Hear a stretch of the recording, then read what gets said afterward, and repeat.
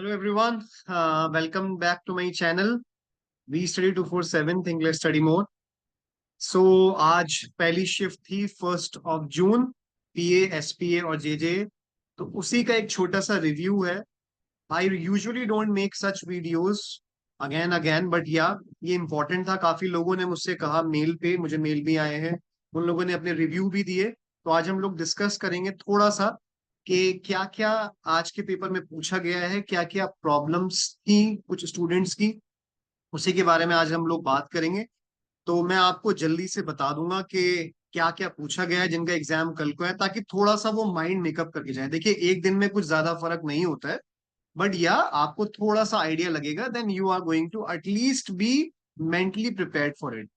कुछ चीटिंग्स की खबर भी आई है कि कहीं उस पर सेंटर पर चीटिंग हुई है, तो उसके बारे में भी अभी हम लोग डिस्कस करेंगे, ट्रांसलेशन थोड़ा बहुत.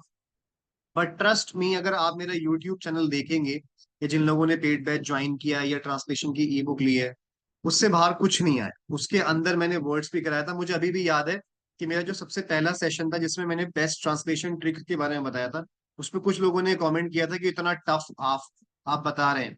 मैंने सारे एस्पेक्ट्स को कवर किया था कि अगर लीगल नेचर का पैराग्राफ आ गया तो उसमें क्या होगा. उसमें मैंने सारे वर्ड्स कराए थे, जैसे प्लेंटिफ, अभियोजन पक्ष, ताकि आपको एक आइडिया लगे. मैंने नॉर्मल पैराग्राफ भी कराया था, क्योंकि देखिए ये एग्जाम है, कोई एंटीसिपेट कर नहीं सकता. उनके दिमाग में क्या आया, उन लोगों ने बदल दिया. That is completely up to them.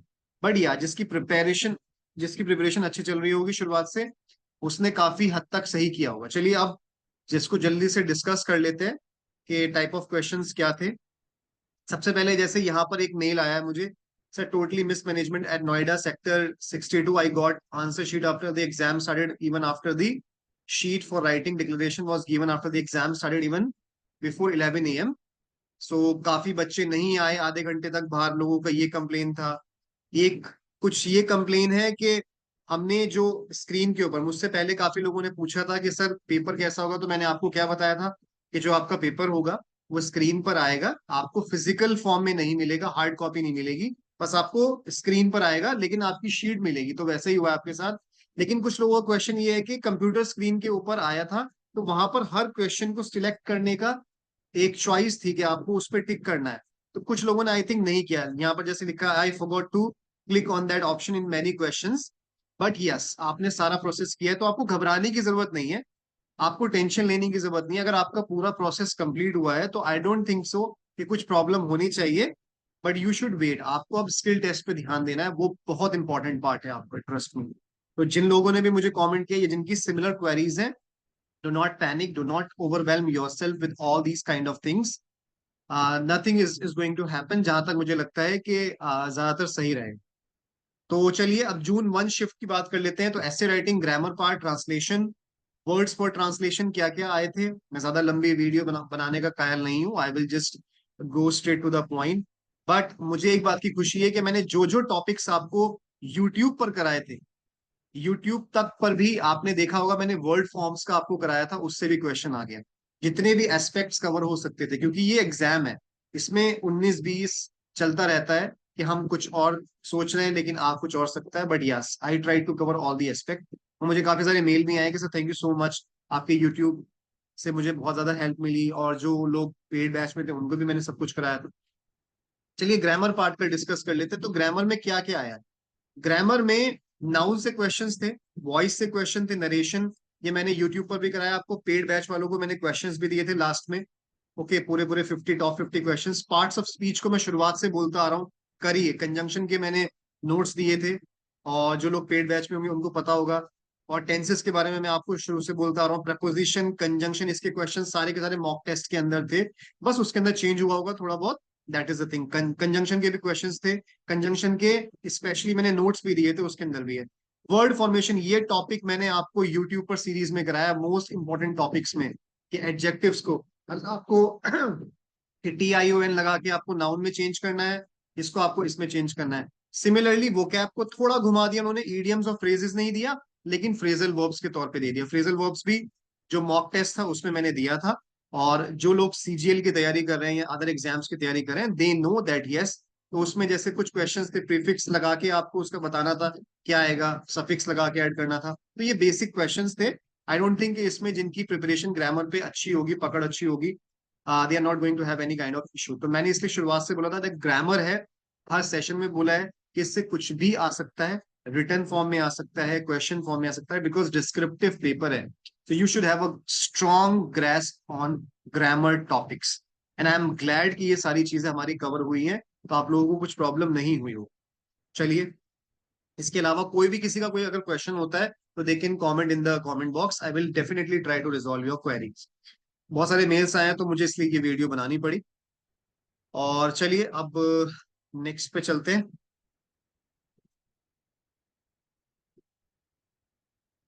ऐसे टॉपिक क्या रहा?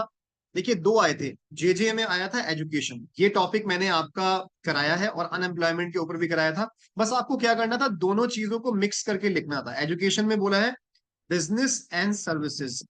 एजुकेशन का टॉपिक अगर आपको पता होगा तो सबसे पहले आपको थीसिस स्टेटमेंट मेंटेन करना था यहाँ पर एजुकेशन और सर्विसेज और बिजनेस के तौर पे, उसमें डेटा दे देना था। मैंने ये आपको role of education in nation's growth, या उसके साथ साथ ये चीज आपको थोड़ा सा सोच समझ के इसमें लिखना था। क्योंकि देखिए, ऑब्वियसली आपका जेजे का या पीए एसपी का एग्जाम है, तो कोर्ट एग्जाम के लिए जा रहे हैं, तो वो कोई ना कोई ऐसा रेलेवेंट टॉपिक देंगे। तो मैं शुरुआत से आपको बोलता आ रहा हूँ कि इस तरीके के टॉपिक्स भी आपके आ सकते हैं जो थोड़ा सा आपको सोचने पे मजबूर करेंगे, और वैसा ही हुआ।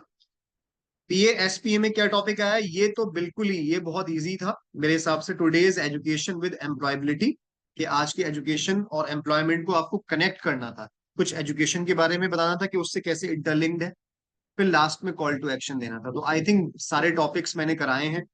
तो देखिए, ऐसे राइटिंग में मैंने आपसे क्या बोला था कि थोड़ा स्मार्ट प्रिपरेशन आपको करनी होती है। You have to make your mind maps कि आप किस तरीके से उस चीज को कर पा रहे हो या नहीं कर पा रहे हो, ठीक है? So that is the thing.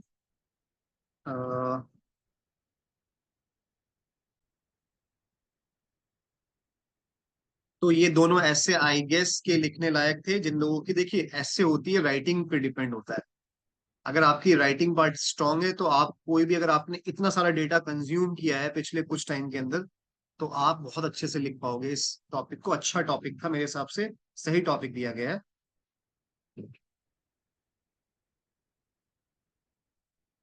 Yes. अब देख लेते हैं ट्रांसलेशन वर्ड्स। तो ट्रांसलेशन वर्ड्स कुछ इस तरीके के क्वेश्चंस आए थे। अब मैं आता हूं इसके ऊपर। तो ट्रांसलेशन में जो मैंने अपनी ई बुक प्रोवाइड करी थी ट्रांसलेशन में, और जो मैंने ट्रांसलेशन के आपको पैराग्राफ कराए हैं, वो सारे नेचर के कराए थे। मैंने लीगल नेचर के भी कराए थे, आपको नॉर्मल भी कराए थे। बस उसमें वर्ड्स, तो यहाँ पर क्या हुआ, वर्ड्स के मीनिंग पूछ लिए गए। और अगर आप ट्रांसलेशन ई बुक देखोगे तो उसके अंदर भी ये सारे वर्ड्स मैंने मेंशन करे हुए थे शुरुआत में, कि वर्ड बाय वर्ड, अगर आप वर्ड फॉर वर्ड अगर आप देखेंगे तो इसके अंदर क्या इसका ट्रांसलेशन होगा। या आप अगर पैराग्राफ देखेंगे तो पैराग्राफ जो हम चेंज कर रहे हैं, लेट्स से कि अभियोजन पक्ष पक्ष ने ऐसा बोला, तो उसके अंदर ये सारे के सारे वर्ड्स हैं, कुछ इधर उधर हो सकते हैं। तो इसलिए जिस इंसान ने प्रिपरेशन अच्छी करी होगी तो उसके लिए ट्रांसलेशन में कोई ऐसा इशू नहीं है। दूसरी सबसे इंपॉर्टेंट बात, जैसे यहाँ पर ये जो वर्ड्स हैं, संपादक, अभिकर्ता, रैशनलाइजेशन, तो इसकी आपको कुछ वर्ड्स हिंदी टू इंग्लिश में आ रहे हैं, इंग्लिश टू हिंदी में भी आ रहे हैं, जो मुझे पता लगा है। तो इस तरीके से आपका ट्रांसलेशन आया। तो जो लोगों का कल एग्जाम है उनको पता लग गया। देखिए, आने को तो कुछ भी आ सकता है, डोंट नो, बट या यही आपका इसी तरीके का पैटर्न रहेगा, पैटर्न चेंज नहीं होगा, क्योंकि कोई बहुत लंबा एग्जाम नहीं है। रही बात नॉर्मलाइजेशन की, इतनी सारी शिफ्ट्स नहीं है तो नॉर्मलाइजेशन नहीं होगी। चीटिंग की जो आप बात करें, देखिए वो हमारे हाथ में नहीं होता। मैं आपसे बोलता हूँ कि जो चीज आपके हाथ में नहीं है उसको आप उस पर ध्यान मत दीजिए। I know it's a very disappointing thing. जो इंसान मेहनत कर रहा होता है, बहुत शिद्दत से जो मेहनत कर रहा होता है, उसके लिए ये सुनना समझना बहुत मुश्किल होता है। बट अभी आप डोंट बी डिसहार्टेंड, अपनी प्रिपरेशन करिए। कल एग्जाम अच्छे से देके आइए। ओके, मैं ये बोलूंगा कि बिल्कुल बढ़िया करके एग्जाम देके आइए। उसके बाद जो होगा होगा, देखा जाएगा। अगर वो होगा तो वो सबके साथ ही होगा, आप अकेले नहीं है इसमें। You are not just alone in this, everybody is there.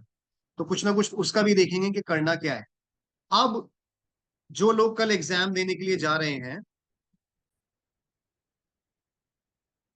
जैसे जो कल लोग एग्जाम देने के लिए जा रहे हैं, तो वो इस तरीके के शब्दों को एक्सपेक्ट कर सकते हैं ट्रांसलेशन में, जैसे केस लो, contract, cross examination, deposition, jurisdiction, litigation, plaintiff, precedent, prosecution, testimony. इस तरीके के वर्ड्स आप एक्सपेक्ट कर सकते हैं। मैंने आपको एक जनरल आइडिया दे दिया तो यही है आज का एग्जाम रिव्यू कि टॉपिक क्या आया, किस किस टॉपिक से आ रहे हैं। ग्रामर को अगर आप देखेंगे सही तरीके से, तो let me just show it to you. Grammar में आप ये प्रैक्टिस करिए, nouns, voice, narration, parts of speech से, टेंसेस से क्वेश्चन आ सकते हैं। शायद वो दूसरी शिफ्ट में थोड़ा बहुत चेंज कर दें यहाँ से वहां, लेकिन ज्यादा चेंज नहीं होगा, यही रहने वाला है। इसके अलावा कोई भी आपको इश्यू है, क्वेरी है, कोई प्रॉब्लम है, मुझे मेल करिए। I am always there to help you out and don't worry.